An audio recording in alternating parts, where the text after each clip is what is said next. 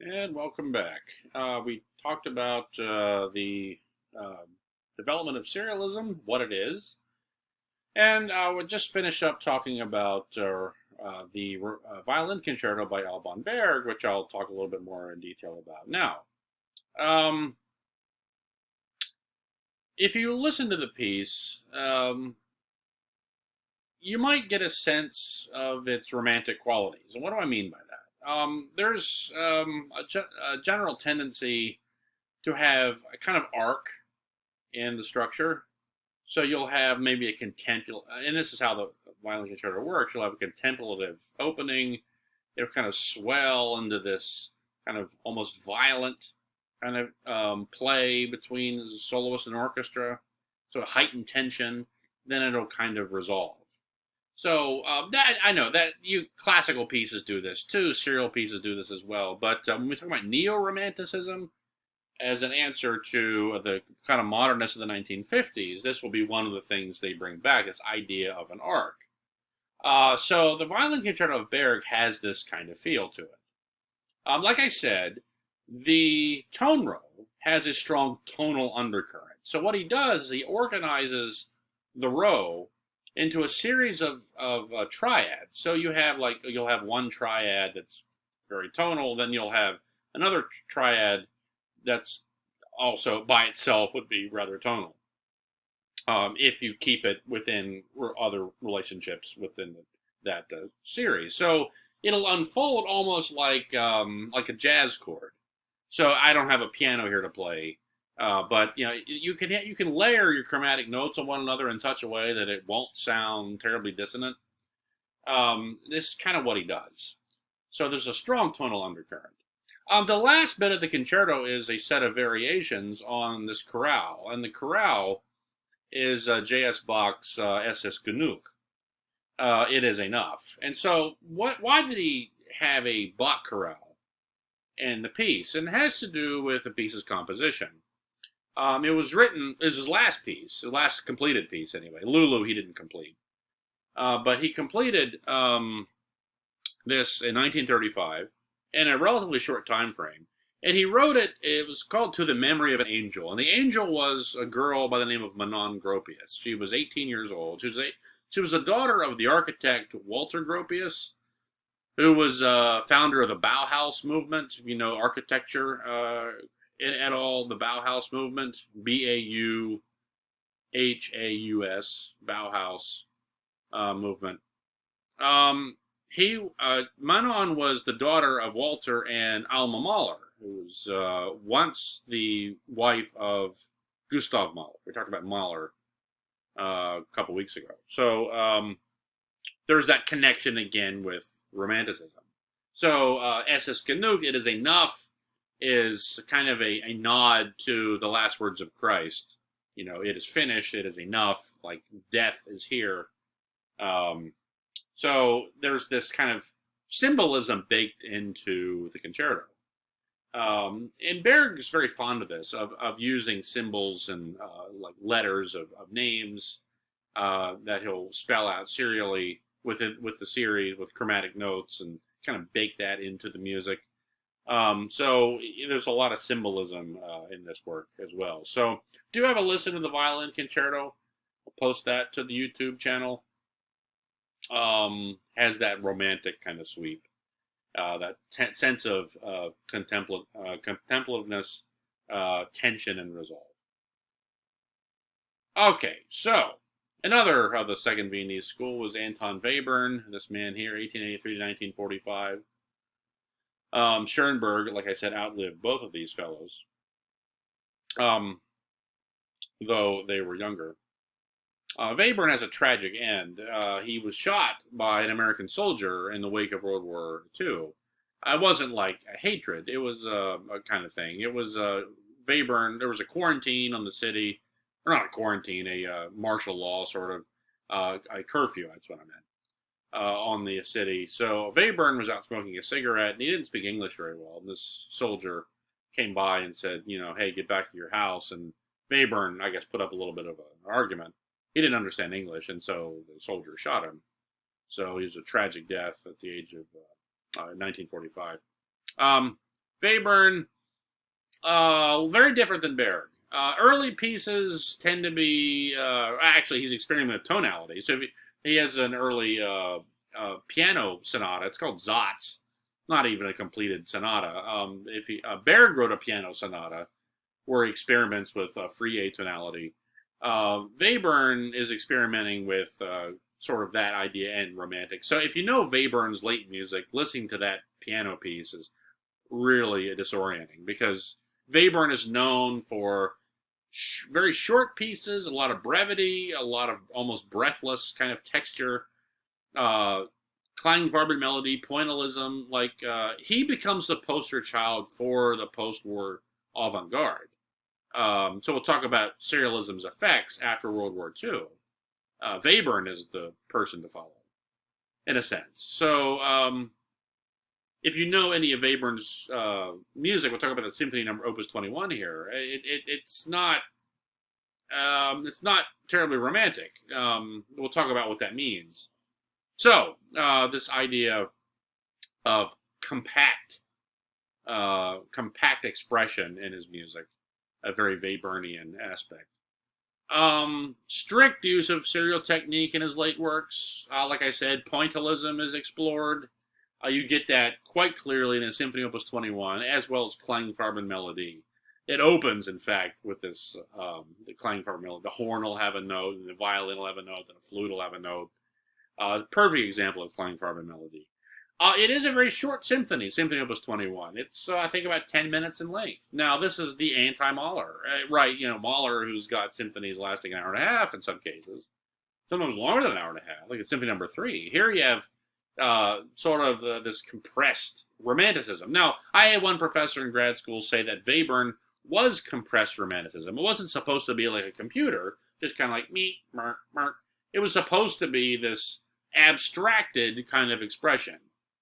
So you take that sense of tension and release, that we talked about with the Berg, and you compress that to its most abstract form, or reduce that to its most abstract form, and you'll get what Webern was going for. Now, it's an interesting take.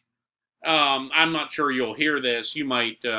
People tend to sort of gravitate to the obvious, the pointillisms, the Klangfarben melody. So have a listen. What do you think? Do you think this has got a romantic element to it? This one professor of mine said he thought so. Webern was fascinated by classical forms as well. He was a musicologist too. I'm a musicologist, so music historian.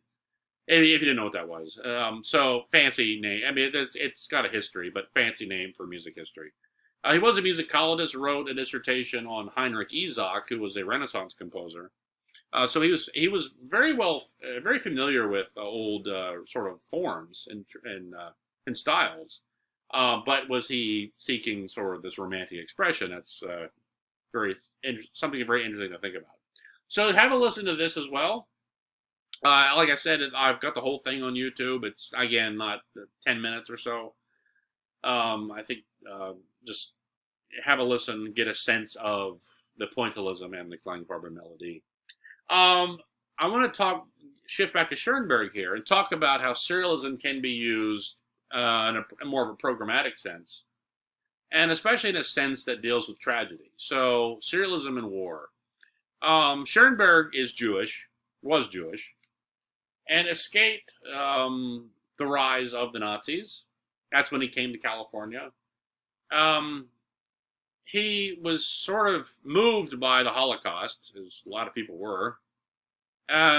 It's not so much the Holocaust in Germany, but this Warsaw Ghetto uprising in 1943 in Poland. So, if you've ever seen the movie The Pianist, it's a very good movie, based on a true story, a true narrative.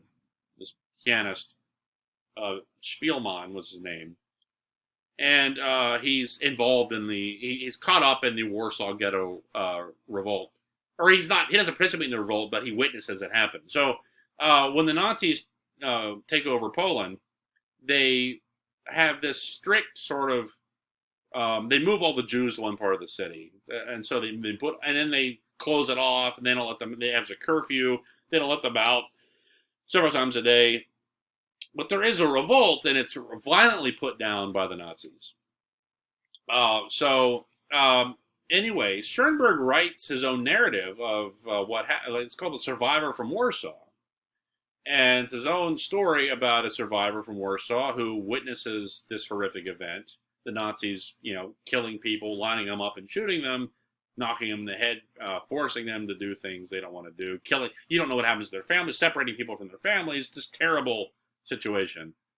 And it ends. It's with the Shema Yisrael. It's a chant, a Jewish chant at the Hero Israel at the end of the piece. It's sung by all men. It's a men's choir, and you have a narrator narrating the story. So it's a serial work, and it's an example of how this kind of atonality can work when you deal with horrific events. So now it's not expressionism. You're not. It's a nonfiction type of expressionism because this actually happened. I mean, this is the Warsaw Ghetto Uprising was a real thing, and people died during the Holocaust. Makes expressionism all the more real. So it's not technically expressionism. It's not maybe just for shock in its own case, but you have this realistic telling of this tragic event. So it's a musical memorial, and we have a couple memorials in music in the 20th century. This is one of them. The lead critic of the Boston, I write for the Boston Globe, the Boston Globe, Jeremy Eichler, he's writing a book about music memorials, and this is one of the pieces he talks about. He's given lectures on this at Harvard. Very fascinating. So the Survivor from Warsaw. So that I've got a pretty good recording of that on what I think is a good recording on YouTube. Now, that was commissioned by Serge Koussevitzky and the Boston Symphony Orchestra, but the Boston Symphony Orchestra never performed it. Very interesting story. We're not too sure if Koussevitzky liked the piece, but it was performed, I think, in New Mexico, or premiered in New Mexico. So it was kind of odd. It was commissioned by Koussevitzky. Serge Koussevitzky, the conductor of the Boston Symphony Orchestra. So that's Survivor from Warsaw, this use of serialism with tragedy. Now, like I said, serialism is the sort of language of the avant-garde following World War II. So much so that there was this belief among the avant-garde that you had to do this. This very Hegelian view of history where, Beethoven had achieved everything there was to do with tonal music, so we're forced to go this direction. So it's kind of necessity of going into serialism. So there's a lot of power in this idea. It became, among some composers, an avenue towards objectivity. So trying to remove romanticism, or at least the idea of expression from music, or emotion from music.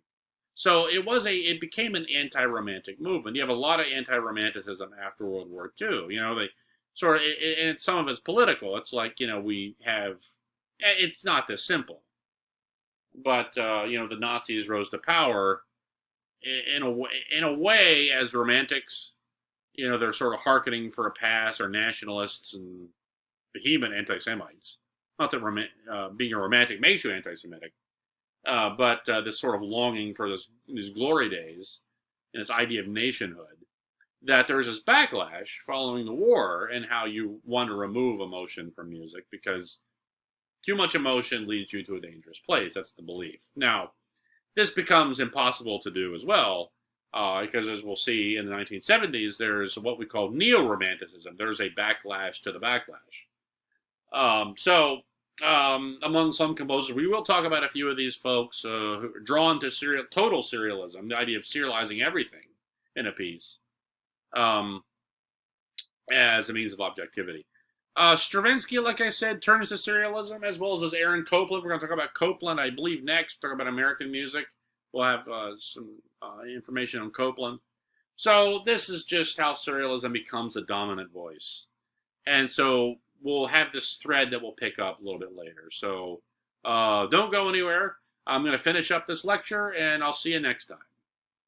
Have a good day.